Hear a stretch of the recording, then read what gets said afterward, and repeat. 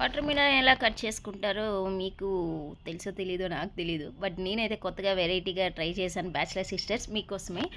ప్రతి ఒక్కరు అంటే మనమైతే పీజీలో ఉంటాము, హాస్టల్లో బయట ఉంటారు కొంతమంది. అండ్ బయట వెళ్ళినప్పుడు ఒకే వాటర్ మిలన్ తీసుకున్నప్పుడు వాటిని అయితే పీసెస్గా కట్ చేసుకోవాలని చాలా ట్రై చేస్తారు. ఇలాగైతే నెక్స్ట్ టైం అయితే ట్రై చేయండి, చాలా బాగా వస్తుంది.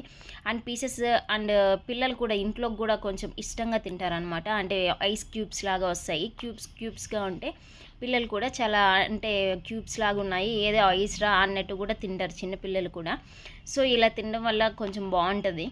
అంటే టేస్ట్ అయితే ఒకటే ఉంటుంది, వేరే టేస్ట్ ఏమి రాదు. అలా కాకుండా ఇలా అయితే కొంచెం వెరైటీగా కట్ చేసుకోవడం అండ్ ఈజీ ప్రాసెస్లో కట్ చేసుకోవడం బెస్ట్ కదా. పెద్ద పెద్ద పీసెస్గా కట్ చేసుకోవడం అప్పట్లో ఉండింది. ఇప్పుడు ఈ జనరేషన్ మారింది కాబట్టి మన స్టైల్ కూడా మారాలి కదా. సో అలాగే మార్చామన్నమాట. కట్టింగ్ కూడా మనం ఇలా చేసుకోవచ్చు, బాగానే ఉంటుంది, బాగా వస్తుంది. ఇలా అయితే కట్ చేసుకుంటే ఈజీ ప్రాసెస్లో కట్ చేసుకోవచ్చు. మేమైతే ఇలా కట్ చేసుకొని ఇలా అయితే పీసెస్ అందరికీ ఒక్కొక్క పీస్ 2 పీసెస్ ఇస్తే సరిపోద్ది.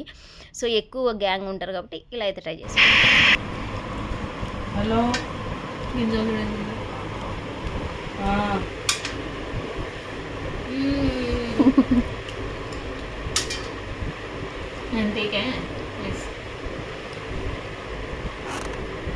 చెప్పు.